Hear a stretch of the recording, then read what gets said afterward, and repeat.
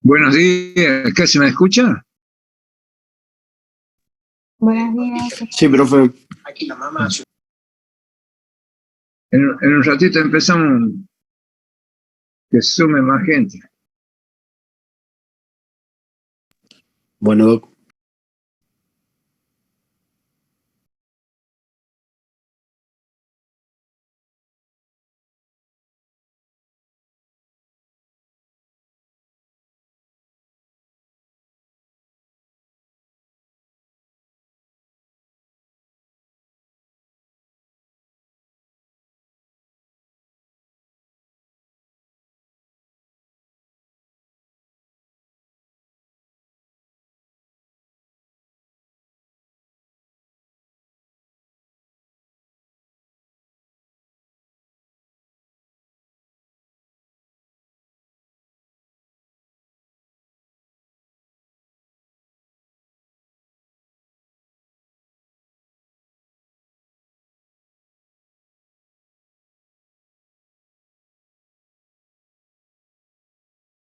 Bueno,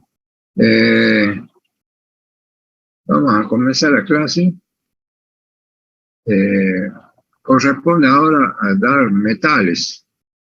Cabe acotar que la clase de radiaciones de la semana pasada no se pudo dar, bueno, por algún inconveniente técnico que debe haber tenido en La Rioja con el link, por eso no me pasaron el link, ni le pasaron ni a la doctora.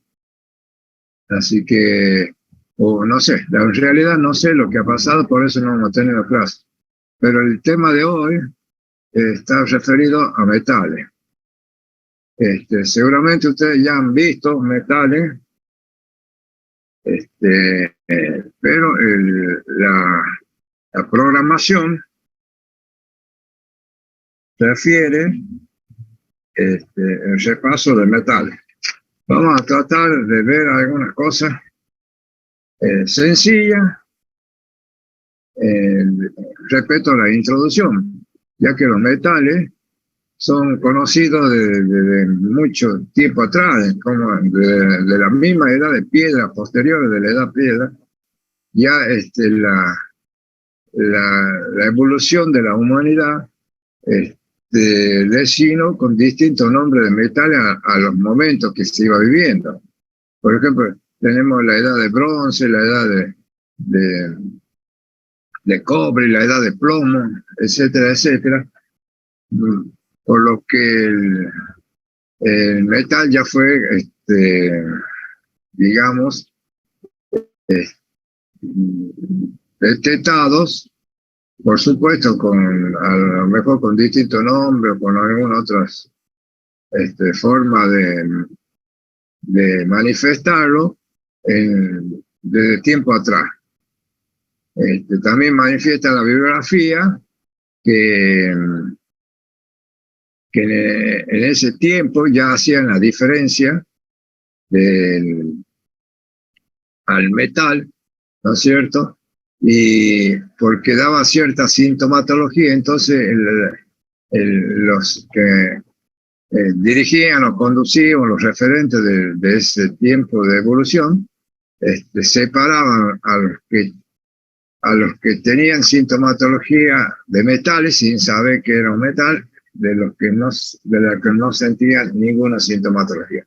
Con esto quiero decir que esto es muy antiguo y que la bibliografía lo cita, ¿no?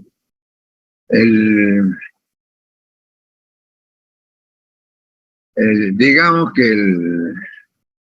desde el punto de vista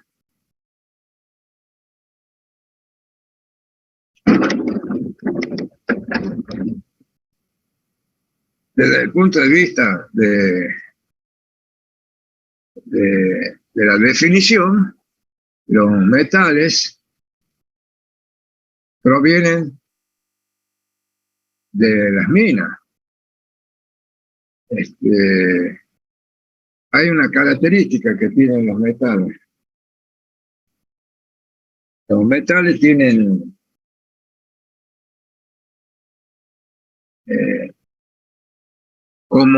como se obtienen de la mina, como llegan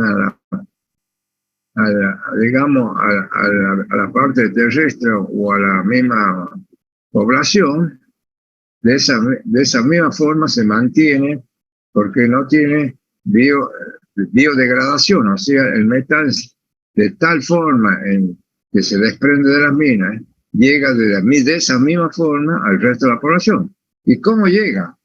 Y llega a través de diferentes formas, porque los minerales se encuentran tanto, los metales se encuentran tanto en el aire, en el suelo, ¿no es cierto?, en el agua, que una de las causas por lo que llegan a la población es a través de crecientes, ¿no es cierto?, de ríos, y esto contaminan los alimentos. Es una de las formas de que los minerales, cómo llegan a la población.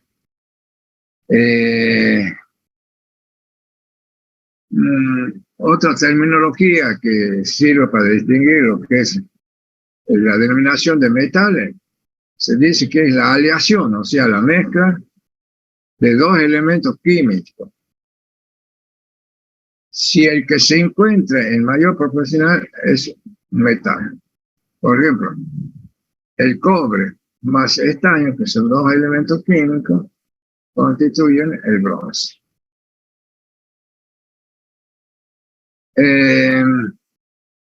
Bueno, esto es lo que estaba manifestando, ¿no es cierto? Que de dónde se obtienen los metales, ¿cierto?, de las minas a cielo abierto, de las minas subterráneas, como he dicho, del agua, del suelo, en el aire se encuentran metales. Y hasta en el mismo organismo de nosotros tenemos metales, que a veces son, por ejemplo, el calcio, el magnesio, ¿no es cierto?, que son necesarios para la vida del organismo. Por supuesto, valores que no son, que son inocuos para el ser humano.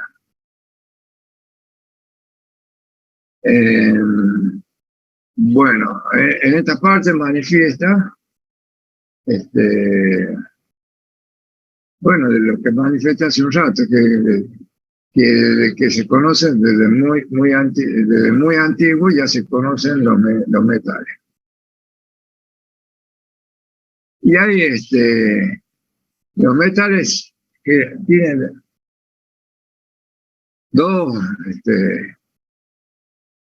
tres clasificaciones, digamos, según la bibliografía que consulte. Tenemos los metales pesados, los metales livianos y los metaloides. Los metaloides serían el término medio entre los metales pesados y los metales livianos o ligeros. Otra clasificación los dividen en férricos y no férricos. Los no férricos son los más conocidos, ¿no es cierto? Tenemos, por lo que vamos a ver nosotros como más conocidos que dañan al ser humano, tenemos metales pesados, entre ellos tenemos el cobre, el latón, el bronce, el plomo, el estaño, el zinc, el cromo y el níquel. Dentro de los metales livianos o ligeros tenemos el aluminio, el titanio, el magnesio. Y dentro de los férricos, que según esta clasificación, ¿no es cierto?, tenemos los hierros y derivados. Tenemos hierro, acero, fundición. Inclusive en el medio podemos considerarlo como metaloide al arsénico. Entonces, el concepto de metal, que ya lo conocemos, la clasificación según la bibliografía que consulten, ¿no es cierto?, se tratará de metales pesados, metales livianos y metaloides. Y según esta bibliografía que está puesta en la diapositiva, puede ser férrico y no férrico, y los no férricos son los que se dividen en pesado y liviano. Y eso es lo que más vamos a hacer hincapié en esta charla, juntamente con el arsénico, que es considerado como un metaloide.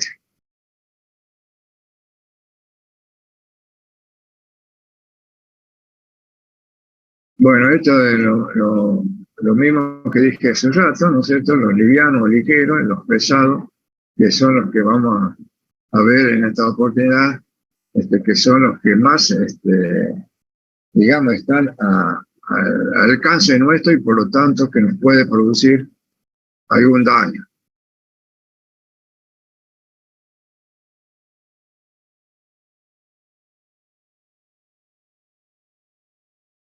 Los metales, digamos, un concepto, se usa para denominar a los elementos químicos caracterizados por ser buenos conductores del calor y la electricidad. Poseen alta densidad y son sólidos. Temperaturas normales, excepto el mercurio, y sus sales forman iones electropositivos, ¿no es cierto?, en disolución. Entonces, son consideraciones generales que seguramente no la van a aprender en parcial, pero es lindo empezar a conocer, ¿no es cierto?, desde la misma base que son metales, porque a veces entramos a hablar de metales de plomo y decimos son metales pesados, que esto, que aquí, y no sabemos qué es un metal.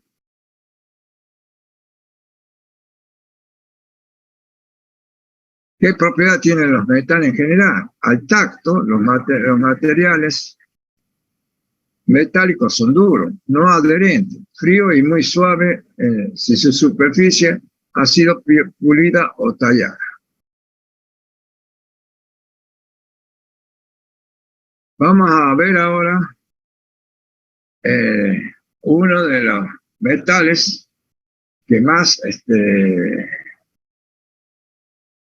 daño nos produce, porque se encuentran en distintos lugares y son causa de consulta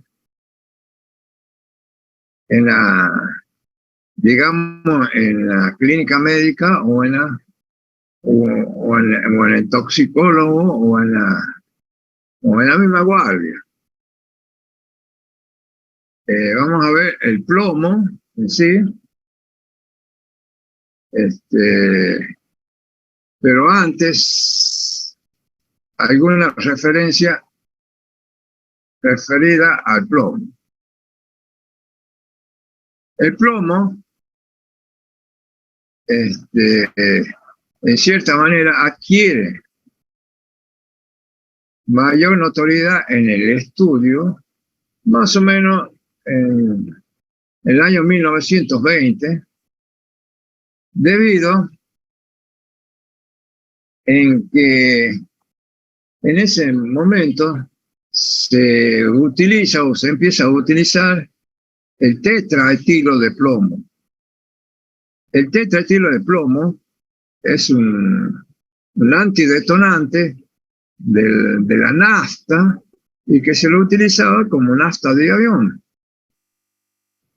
Dice la bibliografía como anécdota que llamaba la atención que en ese tiempo las carreras de autos, ¿no es cierto?, que se hacían, la marca líder en ese tiempo, la Ford, ¿no es cierto?, empieza a sentir que eran desplazados por otras marcas, digamos, en relación a la carrera, o sea, a que se salían en las primeras posiciones. Y bueno, he hecho los estudios entre los distintos técnicos, ingenieros de ese tiempo, estudian que todo es igual en el recurso humano, todo lo que se utilizaba, sino que en otros países, especialmente en Japón, se había empezado a utilizar un tipo de nafta que era el tetraetilo de plomo, que se utilizaba como antidetonante para el avión.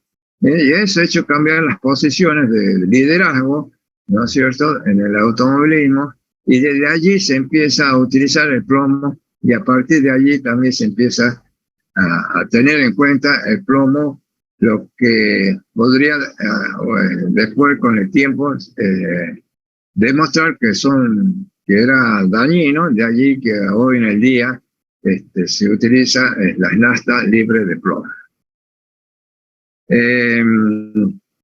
Algunas cositas para introducir en el tema. Tanto el plomo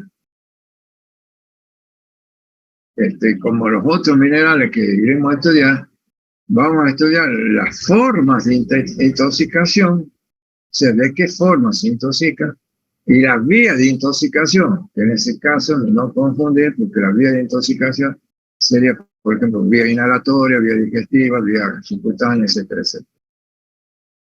Vamos a ver la forma de intoxicación en el plomo. Ya dijimos que una de las principales causas, ¿no es cierto?, de intoxicación con plomo era el tetraetil de plomo, que se hacía por vía inhalatoria, y como consecuencia, ¿no es cierto?, de la utilización en las naftas. También el plomo, tiempo atrás, se utilizaba mucho, ¿no es cierto?, en la fabricación de juguetes. Así existen muchos juguetes muy, digamos, muy de larga durabilidad, que inclusive duraban mucho tiempo, pero contenían plomo. Inclusive las pinturas de las paredes, ¿no es cierto?, se trataba de que una vez que se pintaba una habitación, no habitarla por un tiempo prudente de, qué sé yo, unos 5 o 7 días, por la liberación de plomo que tenía esa pintura. ¿Y quién eran digamos, los que lo que más se intoxicaban, en este caso, por los juguetes y las pinturas, los niños? ¿Y por qué? Y porque los niños tendían a llevar los juguetes a la boca, ¿no es cierto?, le pasaba la lengüita, y eso iba haciendo una intoxicación plúmbica. Lo mismo sucedía, ¿no es cierto?, a veces por los niños en las habitaciones, ¿no es cierto?, por la liberación de plomo, e inclusive algunos niños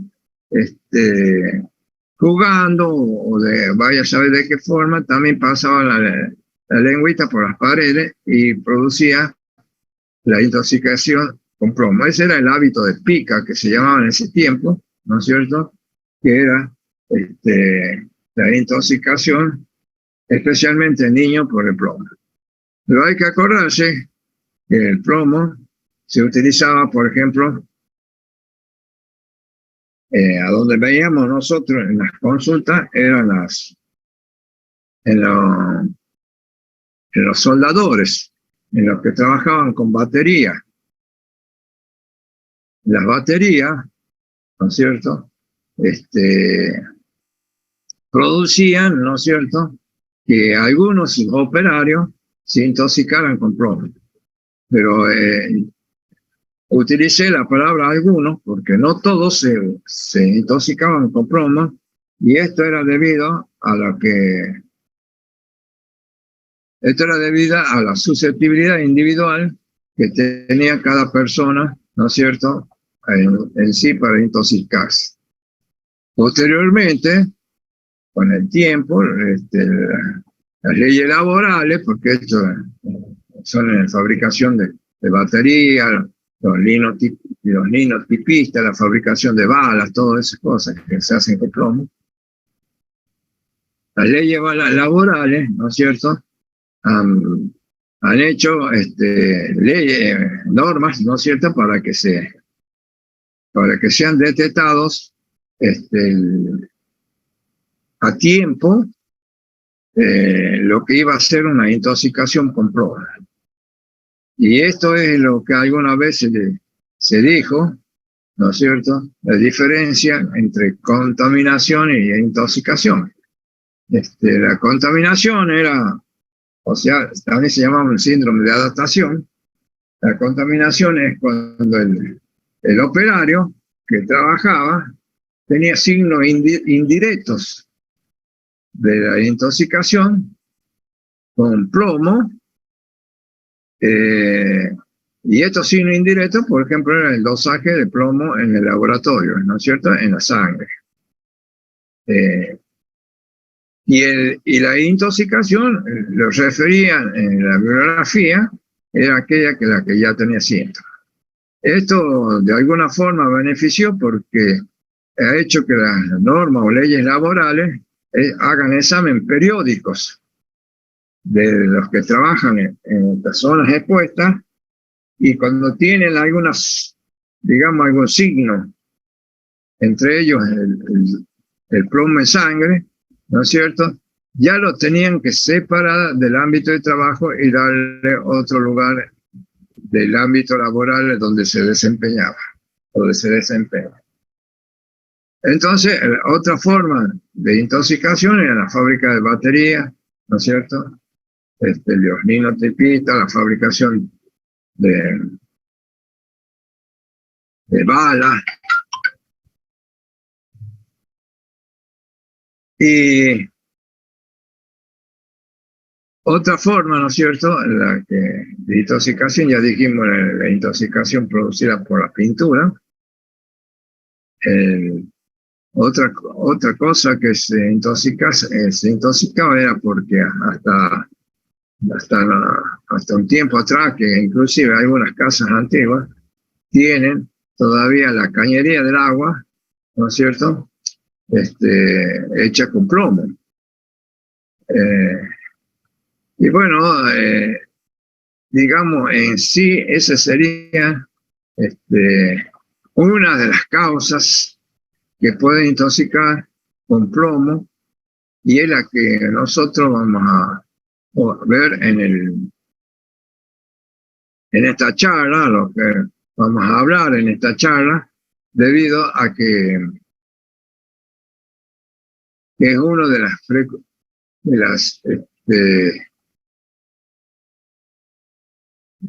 digamos, de las causas de consulta que vamos a tener nosotros en alguna oportunidad.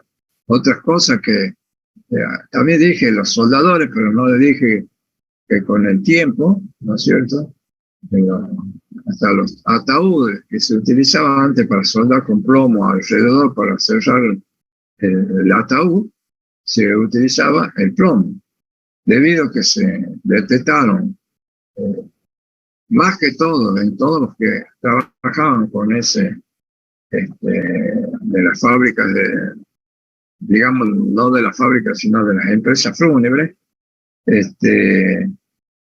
que con el tiempo tenían manifestaciones de intoxicación con plomo. Entonces los ataúdes actualmente no se utiliza el plomo, utilizan otra forma de cerrar los ataúdes. O sea que poco a poco se ha ido limitando, ¿no es cierto?, el uso del plomo, o dándole el lugar que corresponde sin producir intoxicación. Algunas características para tener en cuenta del plomo, que es un metal gris azuloso, se encuentra en la corteza terrestre, puede ser encontrado en su estado elemental, altamente resistente a la corrosión.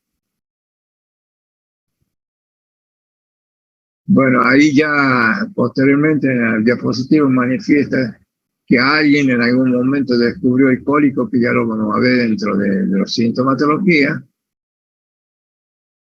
Y alguien detectó, también en ese tiempo detectó, ¿no es cierto?, la importancia del plomo en los eritrocitos. ¿Qué pasa con el plomo? Se puede encontrar como metal, puede ser plomo inorgánico y orgánico. Tenemos el plomo inorgánico, el galena, el monóxido, el trióxido, el carbonato, el arseniato, porque tiene el plomo va muy de alianza muchas veces, o de aleación, como se dice, con el arsénico. Y el plomo orgánico tenemos el tetraetilio de plomo y el acetato de plomo. ¿Y cuál es la vía de intoxicación? Eso es lo que vimos, son formas de intoxicación. ¿Y cuáles son las vías de intoxicación? Y bueno, tenemos la vía respiratoria, o sea, la vía inhalatoria, que es uno de los que producía intoxicación por esta vía, es el tetraetilo de plomo, que se utilizaba en las naftas, pero también lo que se utiliza en las distintas empresas que trabajan con plomo. La vía digestiva y la vía cutánea, que estaría, digamos, discutido la vía cutánea, pero manifiesta que si la vía cutánea se encontraba lesionada, podría ser causa de intoxicación con plomo. Entonces vemos la vía. ¿Qué pasa dentro del organismo en el plomo? El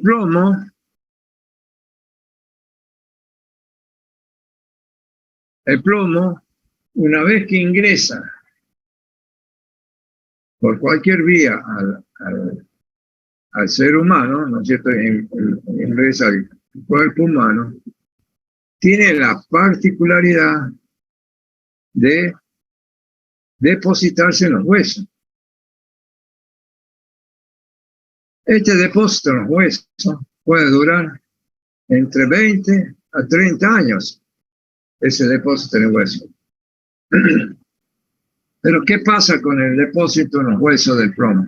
No es que ahí está quietito el plomo en el hueso, sino que periódicamente, desde los huesos, ¿no es cierto?, elimina plomo hacia la sangre y da sintomatología como si fuera una intoxicación reciente. Entonces, el plomo tiene digamos, la particularidad de depositarse en los huesos y puede perdurar mucho tiempo, 20, 30 años, ¿no? Pero no han estado dormidos, sino que tiene, periódicamente puede ser eliminada la sangre dando sintomatología, como si fuera una intoxicación reciente. Bueno, muchos de los diapositivos que lo estoy mostrando ya lo dije de boca, así que aquí tenemos la fuente de exposición.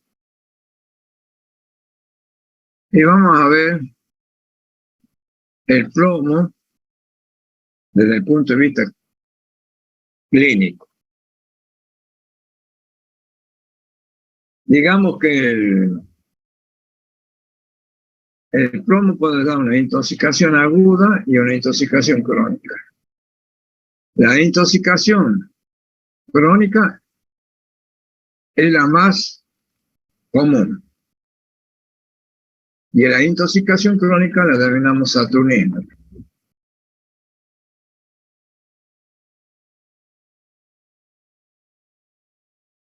La intoxicación aguda se caracteriza, ¿no es cierto?, que no es tan común, se caracteriza por tener sintomatología digestiva, náuseas, vómitos, eso tiene un aliento a aleación, o sea, metaloide, aparecen unos ribetes de Bartók, que son una coloración que se ven de la encías, y tiene sintomatología, ¿no es cierto?,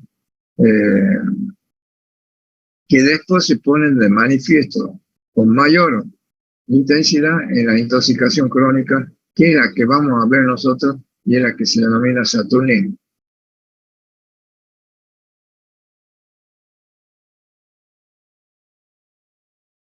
Bueno, ustedes ven aquí, ¿no es cierto?, la historia.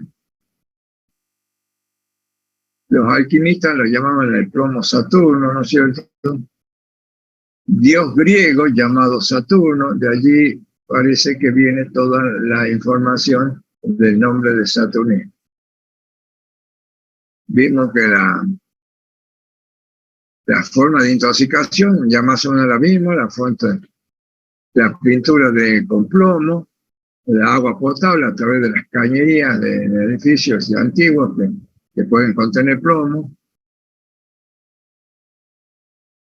La intoxicación a los niños, ingerir restos de pinturas en casas antiguas y uso juguetes con plomo. Esto también ya lo manifestamos.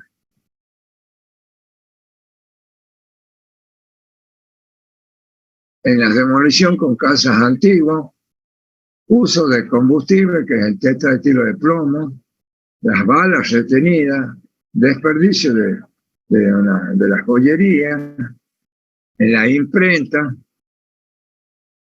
y en la destilación de whisky cuando se utiliza en forma no legal, ilícita.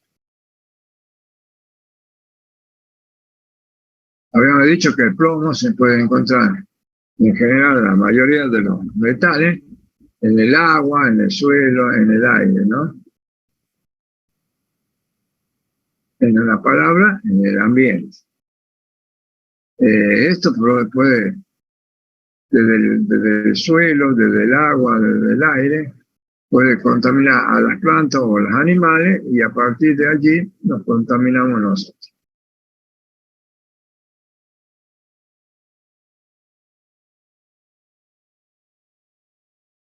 Bueno, referido a la toxicocinética, ya dijimos que la forma de absorción puede ser inhalatoria, dérmica o digestiva. Ahí vemos que la distribución dentro del organismo, ¿no es cierto?, es en el hueso, que más o menos puede durar 20 o 30 años, lo que dije hace un rato, puede ir a la sangre y allí permanecer unos 30 a 35 días, y puede ir a los tejidos blandos, a donde puede permanecer 40, más o menos 40 días. La eliminación generalmente se hace por vía urinaria, o sea, por la orina, pero también puede utilizarse por la bila, eliminarse por la bilis, por el sudor, por las uñas, por el pelo.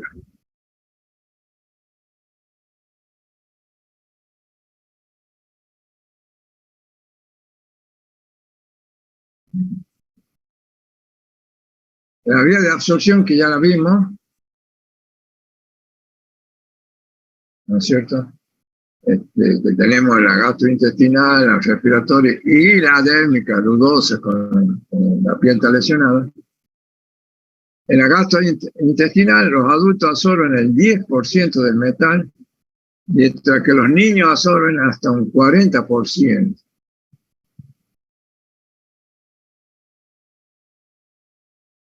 La vía respiratoria depende de su presentación por vapor o partículas y su concentración. El 90% de las partículas se absorben del aire. Una vez que ha ingresado, un 99% se liga a la hemoglobina y un 1 al 3% se liga a los tejidos. Se distribuye, ¿no es cierto?, por el riñón, por el hígado, y luego pasa a lo que vimos hace un rato, al hueso, a la sangre, a los tejidos, al cabello, a los dientes. Finalmente, dice, en un 95% se queda en el hueso y el resto puede quedarse en el encéfalo.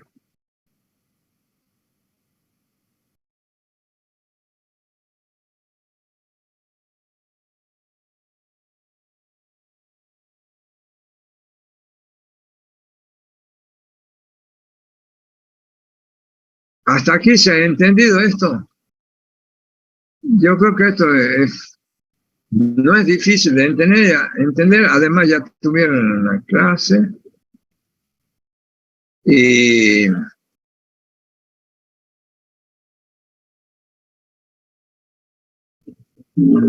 esto también ya lo vieron en clínica médica.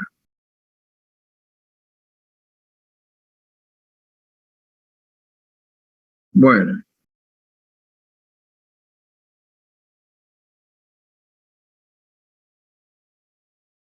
Esto es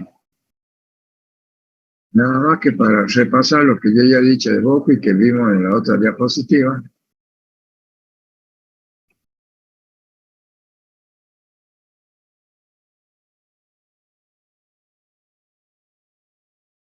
Vamos a ver ahora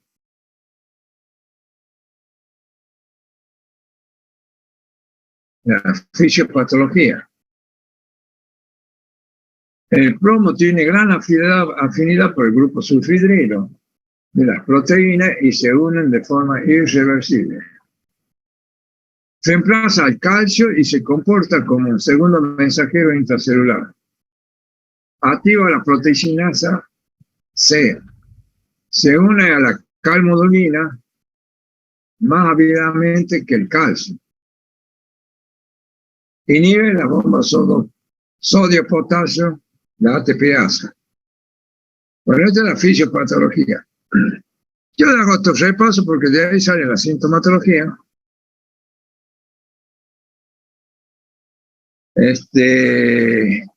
O sea, la clínica. Inhibe la delta-ala dehidratasa y la fosfoquilatasa.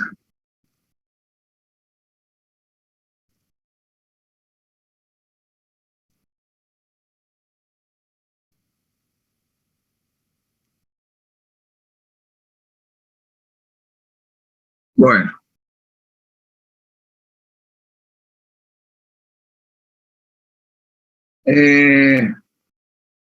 Digamos alguna sintomatología, o la clínica, digamos,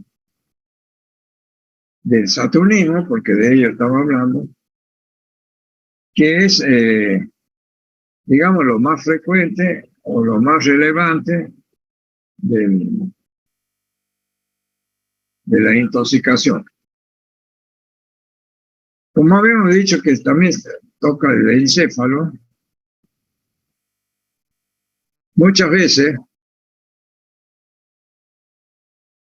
especialmente en los niños, van a producir lo que se llama encefalitis plúmbica.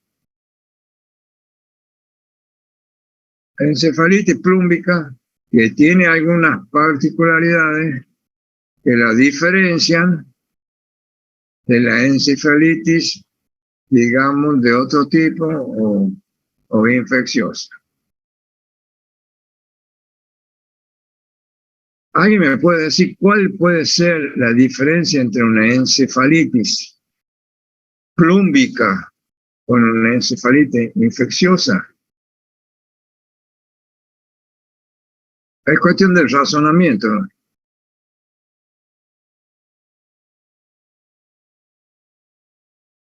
La velocidad que se presentan los síntomas, la infecciosa tendría que ser aguda. ¿O estoy mal? Había otro que pueda opinar entre encefalitis, digamos, ya instalada la encefalitis, especialmente.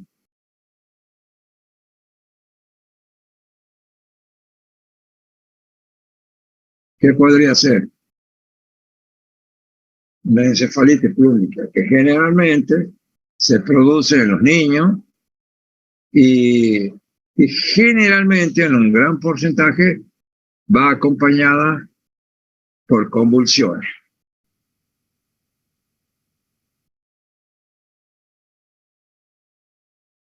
Bueno,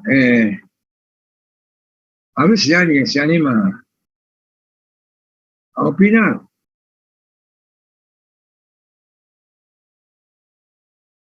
Doctor, ¿puede ser la presencia de fiebre? Por ahí podemos ir más cercana. Y es una de las cosas que podemos considerar como diagnóstico diferencial. Si hay fiebre, ¿en quién habría fiebre? ¿A dónde? ¿En cuál de las meningitis puede haber fiebre? En la infecciosa. Infección. Y en esa infección, ¿cómo será la característica del líquido cefalorraquídeo?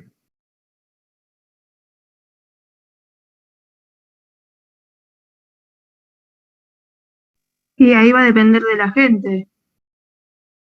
Muy bien. O sea, se detecta el agente o no, porque a veces en las víricas o en otras, la mayor, pero se detecta el agente etiológico que puede ser un germen, ¿no es cierto? Bueno, ¿y qué le hace pensar eso respecto a la encefalitis plúmbica?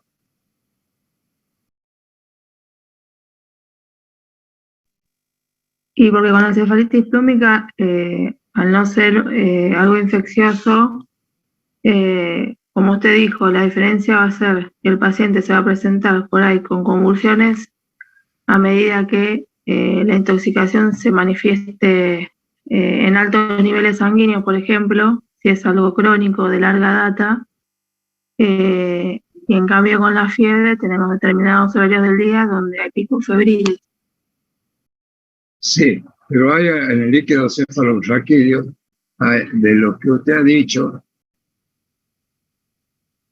que lo que no habría en la encefalitis plúmbica, que hay en la otra encefalitis.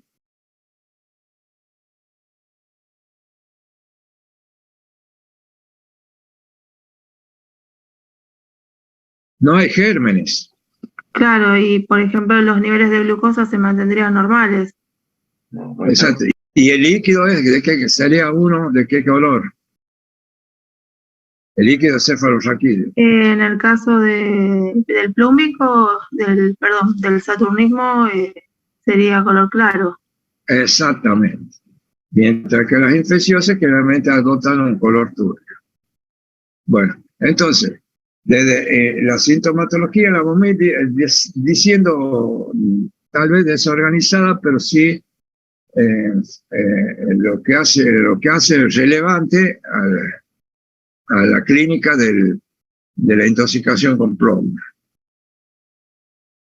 Hay una forma manifiesta, un estudio que se hizo hace varios tiempos en Tucumán, en una de las partes de la universidad, de las facultades, que no, yo creo que no era de medicina, en un estudio que se hizo de la evolución, dijo que la encefalitis plúmbica, ya dijimos las características, pero hay algo que, como decíamos, que era predominante en los niños, que los niños el diagnóstico lo detectaban en la escuela, los maestros. ¿Por qué? Porque los niños notaban que había una falta de atención, una disminución de la memoria, y ¿no es cierto? Que eso podría ser una sintomatología, ¿no es cierto?, también de la intoxicación, una intoxicación leve, digamos, con plomo. Otra característica o manifestación que es común en la intoxicación con plomo en el saturnismo es el cólico saturnínico. El cólico saturnínico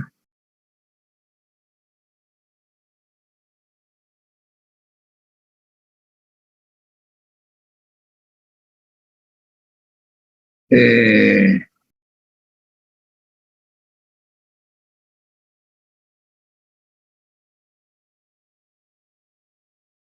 se caracteriza. Dije que vamos a empezar en forma desorganizada,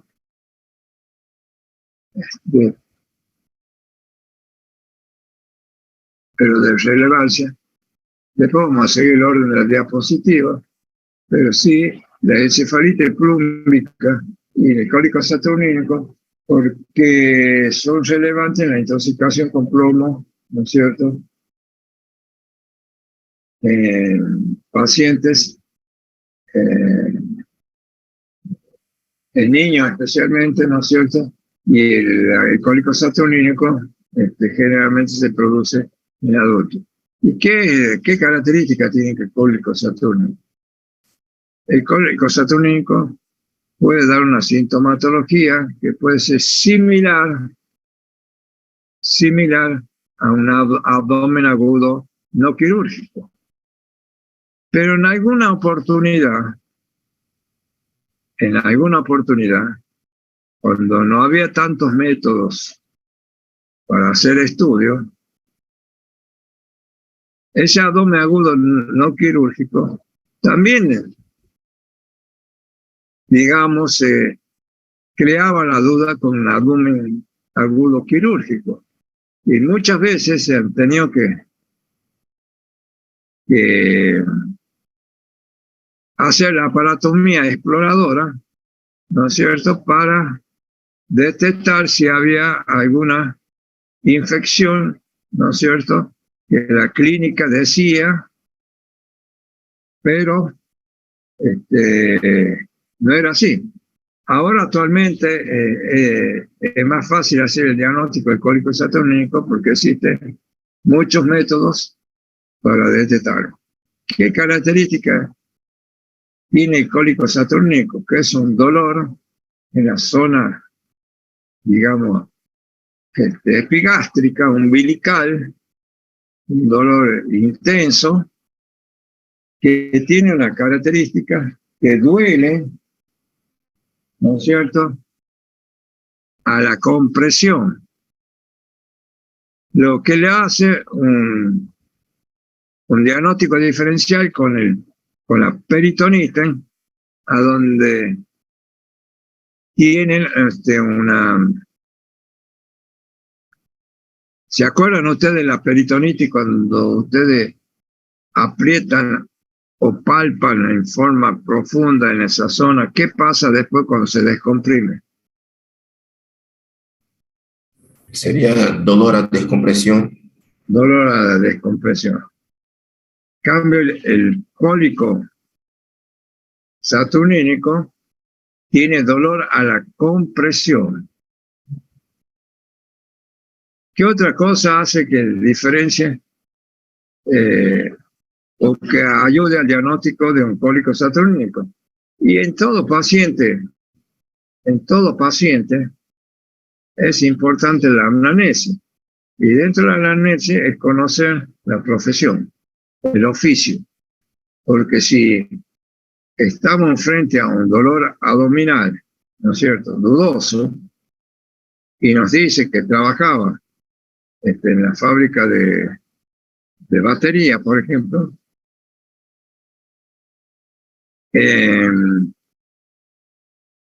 no va a ir haciendo un diagnóstico presuntivo de que podemos estar frente a un cólico saturnínico. O sea, conocer el oficio, la profesión de las personas es importantísimo. Otra característica que tiene el cólico saturnínico es, como dijo recién la compañera de ustedes, que no tiene fiebre, no hay prodromos. Y otra característica que tiene el cólico saturnínico es que no cede el dolor ante los analgésicos comunes, ¿no es cierto?, sino que solo cede el dolor con gluconato de calcio. Repasemos. ¿Tiene Bloomberg positivo el cólico saturnínico?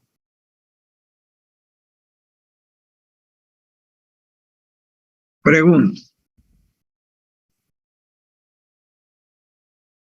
No. No tiene. ¿Por qué? Porque el Bloomberg positivo se manifiesta en la peritonitis. Porque el Bloomberg positivo es cuando se descomprime y ahí aparece el dolor. El mayor dolor, digamos. En cambio, este duele más cuando se comprime. Es en la zona que uno va sintiendo el dolor. Que no hay prodromos, ¿no es cierto? Es que es importante conocer el oficio, la profesión, y que no cede con analgésicos comunes, sino solo cede con gluconato de calcio. Hay una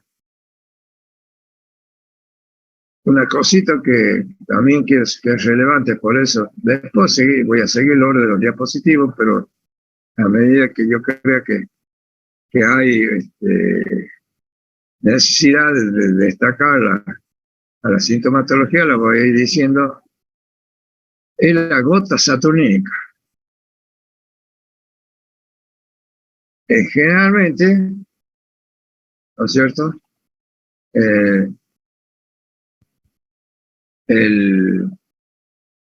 Va a haber alteraciones en el metabolismo, ¿no es cierto? Especialmente, ¿no es cierto? Lo que va a dar las porfirias, ¿no es cierto? Las porfirias, y que va a constituir algunas alteraciones metabólicas que se destaca especialmente dentro de las alteraciones metabólicas lo que es la enfermedad, o sea, la gota saturnínica. Nosotros conocemos las gotas por el ácido úrico, ¿no es cierto? La enfermedad de gota, ¿no es cierto? Por el cólico saturnino. Vamos a ver entonces la sintomatología siguiendo. Otra sintomatología que debemos destacar porque queda como secuela, digamos,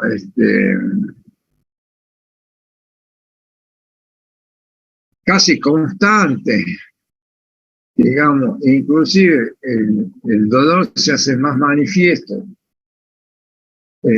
cuando se desprende plomo del hueso y va a la sangre, son las polineuritis. Las polineuritis es muy común en la intoxicación con plomo, ¿no es cierto? Que hay que hacer diagnóstico diferencial con las distintas polineuritis que existen, la polineuritis del diabético, la polineuritis del alcohólico, etcétera, etcétera.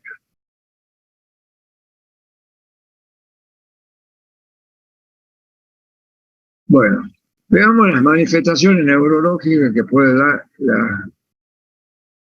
independientemente de que molesta la encefalitis plúmbica, especialmente en niños. Tenemos la neuropatía periférica, que ya le dije, una polineuritis.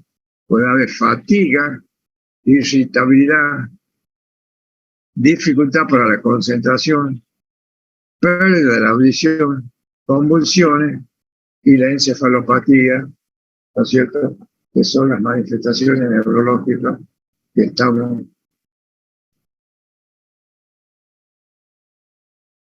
detallando o que yo detallé recién.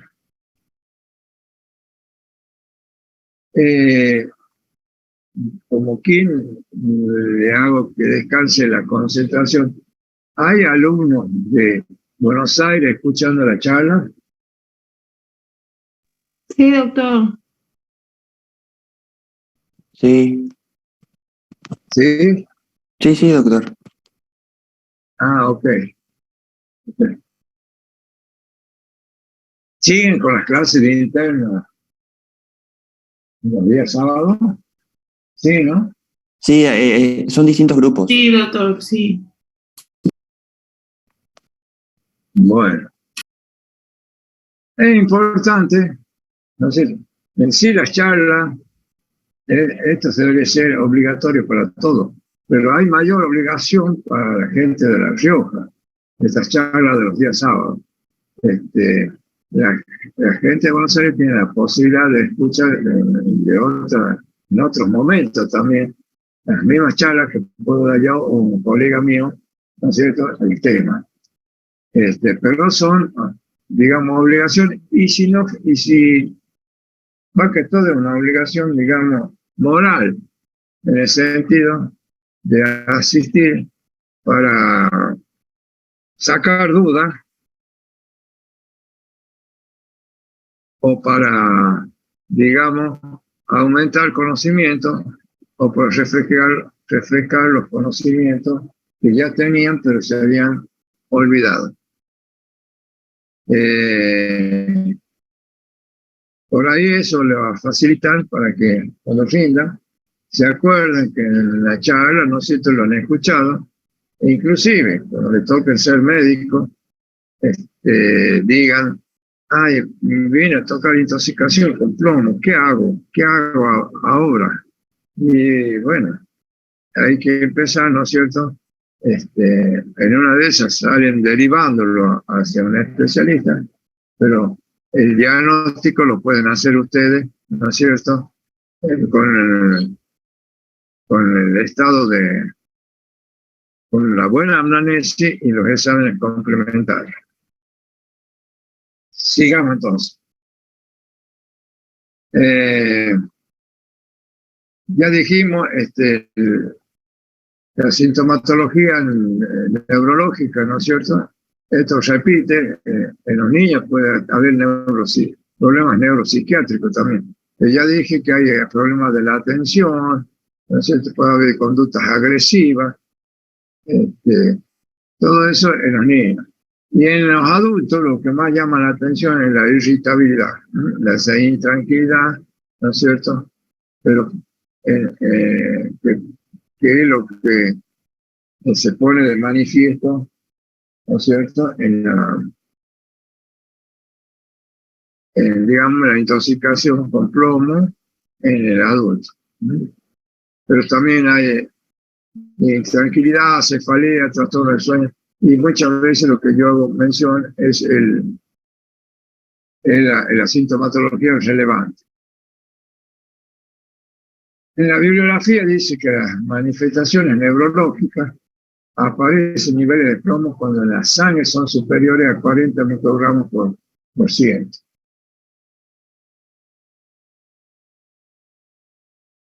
En niños con menor cantidad. Otra sintomatología relevante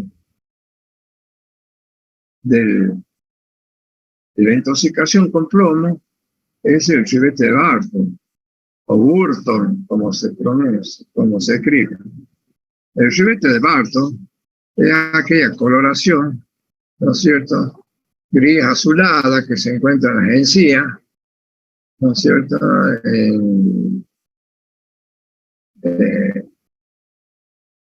y yo hago la pregunta, ¿es pactonomónica el ribete de Barton en intoxicación con plomo o lo podemos encontrar en otras patologías?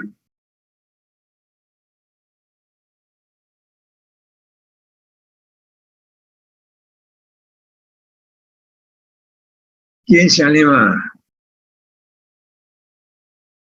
a opinar?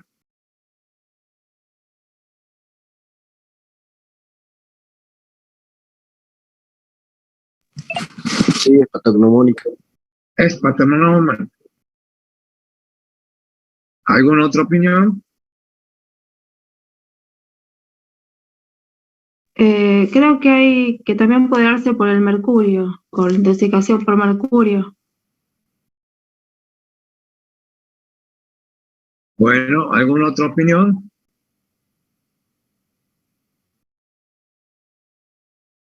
¿Alguna enfermedad? Mientras vamos pensando. Anorexia, ¿puede ser? ¿Sí? ¿Cómo? Anorexia. ¿Alguna otra opinión? Así, Y entonces ustedes van pensando, digamos, que el ribete de Barton, ¿no es cierto?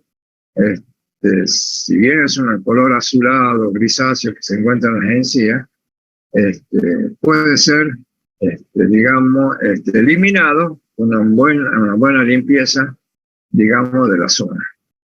Bueno, no es patognomónica. No es patognomónica porque se la puede encontrar en otras patologías, por ejemplo, en la talasemia y en las leucocias. ¿Se entendió? Sí, El ribete de Barton, que es un color azulado, que se puede eliminar con una buena limpieza y que se pueden encontrar en otras patologías, entre ellas la talasemia y las leucocias.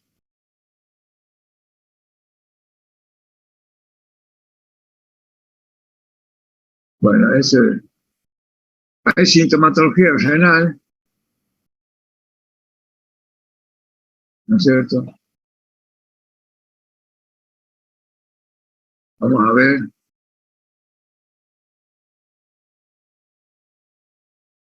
Puede haber una nefritis crónica con lesiones tubulares y glomerulares, a veces irreversibles,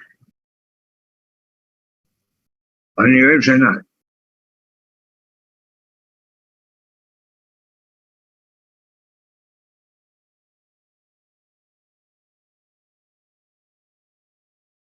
Va a haber proteinuria y hematuria. A nivel cardiovascular, va a haber una hipertensión y aumento del riesgo cardiovascular, ¿no es cierto?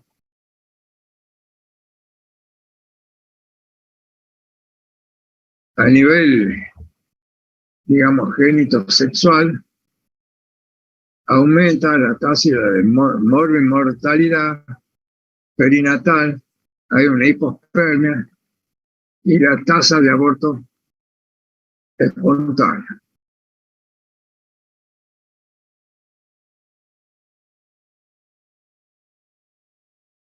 Aquí está el cólico saturnínico, que yo le dije, ¿no es cierto? Que es el dolor en la zona del epigastrio, ¿no es cierto? Y que duele más a la compresión, que ya lo más manifestable, que es un Bloomberg, digamos, negativo, porque el Bloomberg positivo se da con el diagnóstico diferencial con la peritonitis. A nivel de, digamos, de los glóbulos rojos va a haber una anemia crónica por el deterioro en la síntesis del hemo.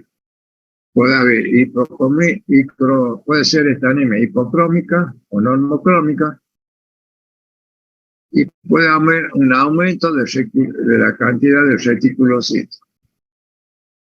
Una característica importante en el eritrocito es que tiene un punteado vaso en la intoxicación con plomo.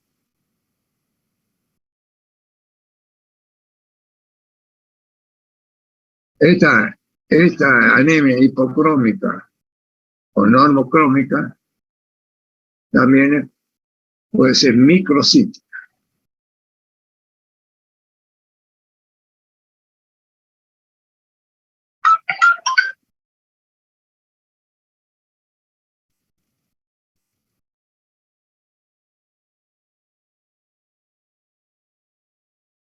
Digamos, el plomo puede alterar la maduración de los glóbulos rojos por la inhibición de la síntesis del grupo M en los eritroblastos.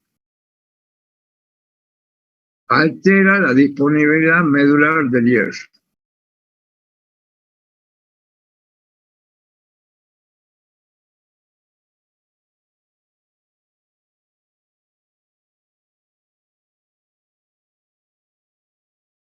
Aquí no sé si se alcanza a ver, aquí sí, el punteado basófilo que tiene el eritrocito, que es la característica, ¿no es cierto?, de la intoxicación con plomo.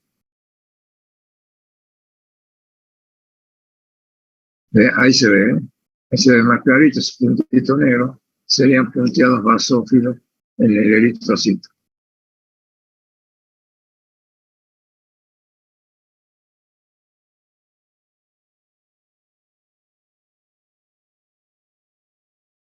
A nivel óseo, en niños, en la radiografía se puede observar la presencia de líneas radiopacas, que son las bandas de plomo, y a nivel de muñecas y rodillas, en la metáfisis de los huesos largos.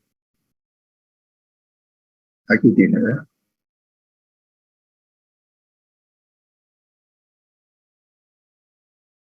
Aquí las muñecas.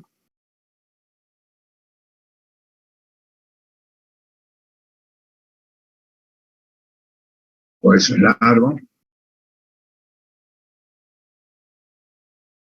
Y también puede estar el signo de Gubler, que es una hinchazón fusiforme en la muñeca dorsal.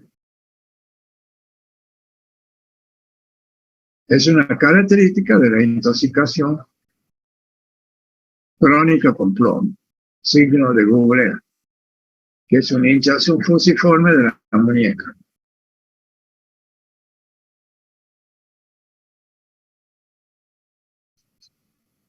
Aparece también el pie péndulo,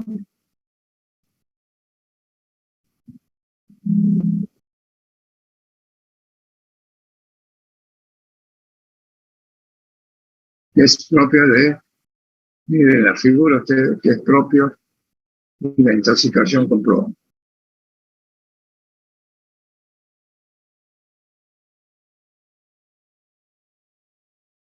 Eh, 30 microgramos por 100 mililitros, él sería considerado como valores normales o valores permitidos de plomo, ¿no es cierto? Para la gente especialmente que trabaja, ¿no es cierto?, en, la, en los ámbitos laborales con la utilización de plomo. Bueno, esto es una forma que alguien lo ha hecho teniendo en cuenta la cantidad de plomo y cuáles son las manifestaciones clínicas, que sería bueno mirarlo. De 10 a 15 miligramos por decilitro en sangre puede haber hipertensión, alteración en la reproducción, en el feto, mialgia, artritis. Cuando estamos de 16 a 30 puede haber ya alteraciones renales y en la síntesis de glóbulos rojos. De 31 a 40 ya aparecen anemia, daños neurológicos, dolor abdominal. De 41 a 60 ya aparece la color azulada en las encías, el ribete de Barton y la mano caída. Y la mayor de 80 microgramos por decilitro, tenemos las alucinaciones, la encefalopatía, el coma, la muerte. Ese sería el ribete Barton, ¿ves?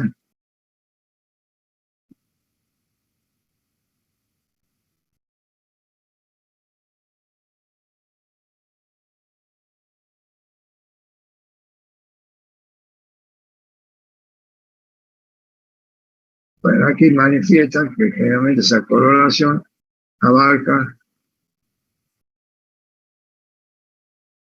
¿no es cierto? Generalmente puede abarcar de 2 o más dientes.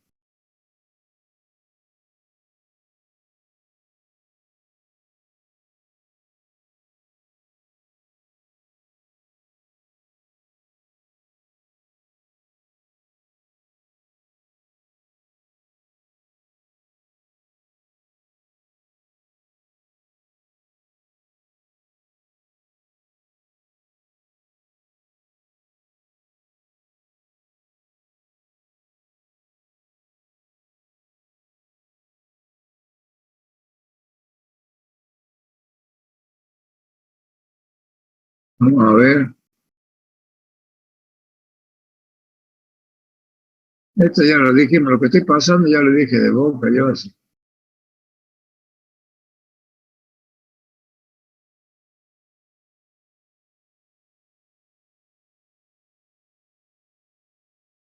Bueno, el tratamiento. El tratamiento se hace con quelantes, ¿no es cierto? Son quelantes de calcio. Entre ellos tenemos el letra, ¿no es cierto? El letra no es fácil de conseguirlo, pero es digamos, la medicación de elección. Y se acuerdan los cólicos saturnínicos que se sedían con el gluconato de calcio. Otro que se puede utilizar es el dimecaprol, ¿no es cierto?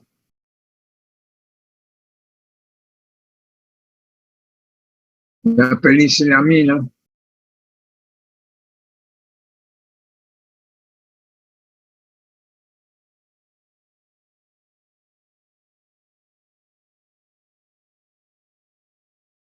¿Se ha entendido la intoxicación con plomo?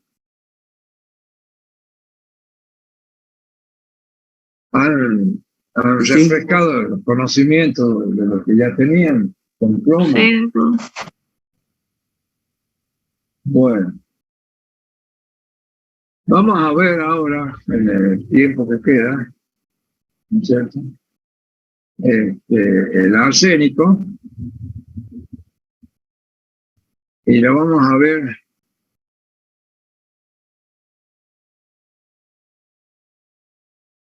dijimos que, ¿se acuerdan que dijimos que los metales se clasifican metales pesados, livianos, y que hay uno intermedio que es el metaloide?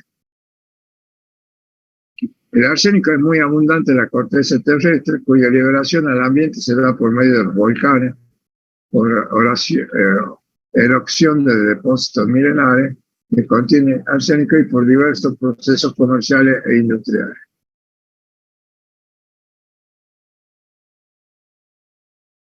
El metaloide porque tiene propiedades intermedias entre metales y no metales. También se encuentra en el agua, aire y diversos alimentos.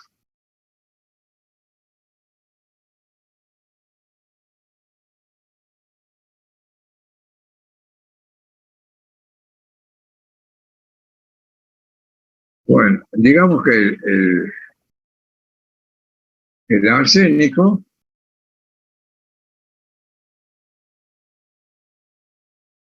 donde más se utiliza es en China.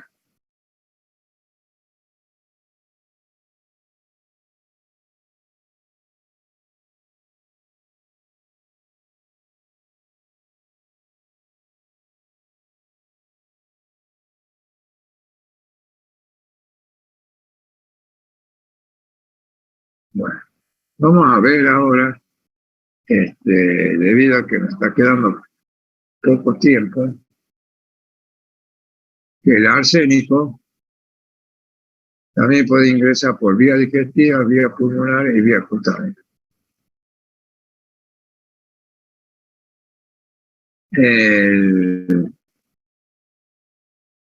La arsenamina o gas arsina es el principal fuente de intoxicación por la vía inhalatoria.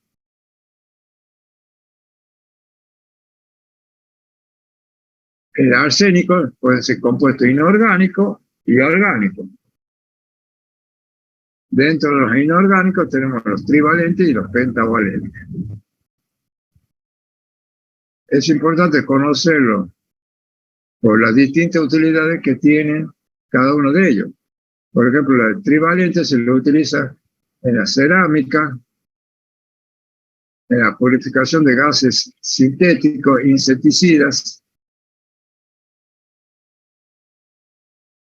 mientras que los pentavalentes en la fabricación de vidrio, herbicidas, conservantes de madera, como insecticida. Una aclaración, digamos que el arsénico es digamos, al ser incoloro, inoloro, o sea que no tiene propiedades que identifiquen a a un intoxicado con órganos con arsénico, se ha utilizado mucho, ¿no es cierto?, con fines suicidas, con fines homicidas, especialmente los fines homicidas se detectaban digamos, en épocas antiguas donde se disputaban los reinados, quién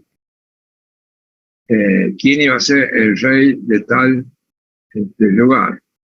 Esto hacía que muchas veces entre la disputa surgieran fines de asesinato, ¿no es cierto?, entre uno hacia otra persona, y como no había forma porque sus propiedades no tienen propiedad que pueda ser detectada, entonces se consideraba una muerte natural lo que habría sido un homicidio.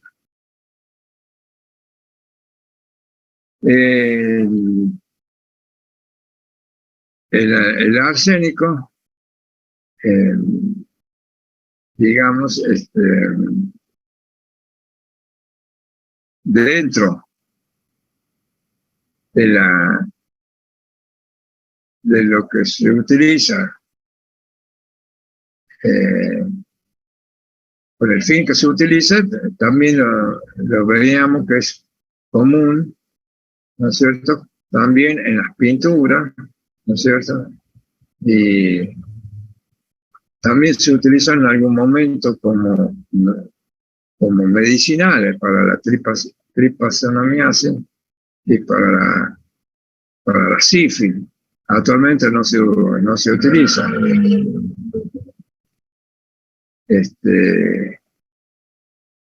Y hay algo que quiero hacer notar, que dentro de la sintomatología o la clínica, ¿no es cierto?, el arsénico, cuando se producía por vía digestiva, producía lo que se denominaba la enfermedad de Acre. Acre, hidroarsenicismo crónico regional endémico.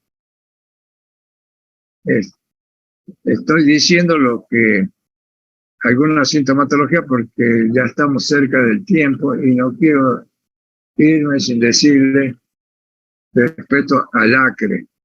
El Acre era muy común la intoxicación por contaminación de las napas subterráneas, ¿no es cierto?, con arsénico, y lo más común era en China, y en nuestro país también es muy común, especialmente en la zona de Belleville, pues de allí el nombre que se conoce como enfermedad de Belleville, al Acre, también en la Argentina. Y se caracterizaba por tener algunos periodos, o 4 periodos, según lo que manifiesta la mayoría de la bibliografía, de esta intoxicación con acre. Estoy hablando de intoxicación con acre por arsénico, por vía digestiva, por la vía oral, por contaminación con el agua. Tenía una fase primera hiperqueratóxica, después primero una fase de hiperhidrosis, después una hiperqueratóxica, después una fase de melanodermia y después la fase de complicaciones. La primera fase o hiperhidrosis se caracterizaba, ¿no es cierto?, por la aparición de zonas húmedas en la región de las manos, en la palma de las manos y en la planta de los pies. Digamos, en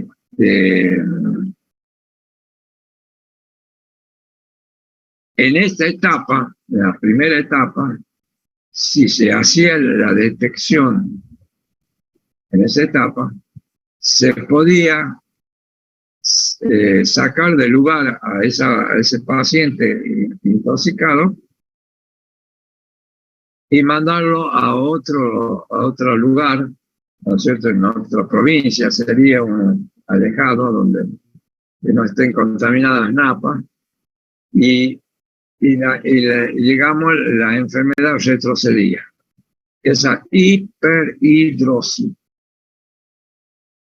Después teníamos la parte hiperqueratóxica, a donde ya se apareció la parte a donde se alteraba hiperqueratina, o sea, había una alteración en que las palmas de las manos, la planta de los pies se ponían más endurecidos, y aquí decían que la dificultad, por ejemplo, que caracterizaba a esta fase es que la gente, estos pacientes, no podrían manipular con las manos, por ejemplo, trabajar o tratar de enhebrar una aguja.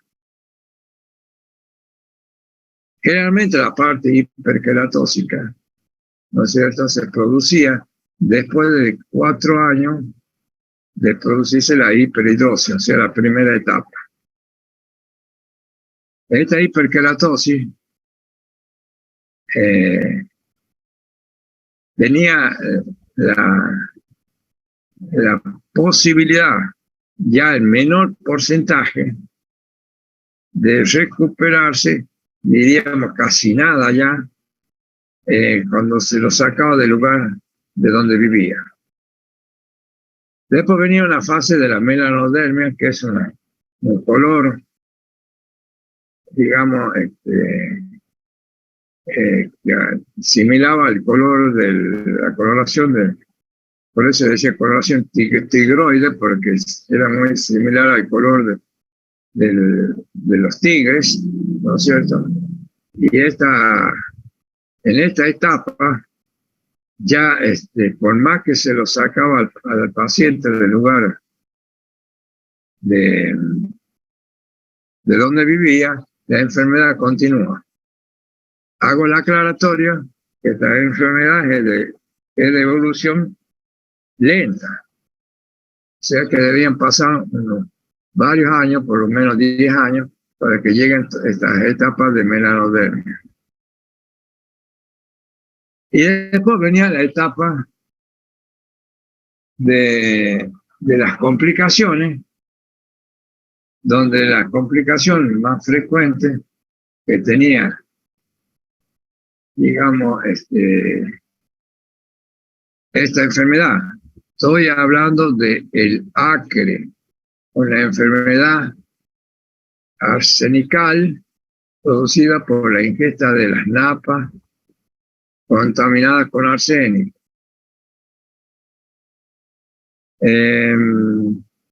Aquí en la última etapa, la complicación más frecuente eran los carcinomas vasocelular y espinocelular, donde también se podía observar carcinoma pulmonar.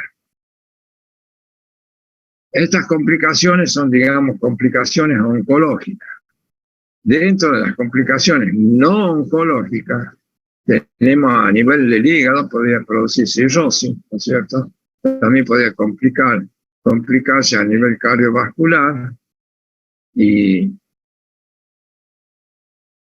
todo esto es una evolución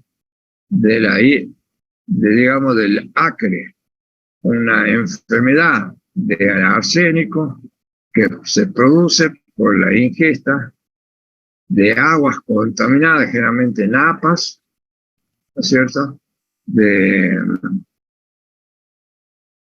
y que va a seguir la evolución en esas 4 etapas que hemos mencionado. Como estoy en el tiempo,